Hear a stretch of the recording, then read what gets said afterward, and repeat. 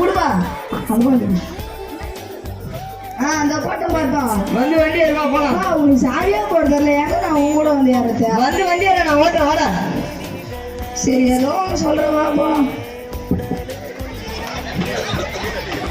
இப்படி ஆட்டி ஆட்டி வராதுப்பா கீழே வந்துருப்பா. அப்பா பயமாக்கிட்டுப்பா வேணாப்பா. எனக்கு தெரியும் கவனம் வாடா நீ.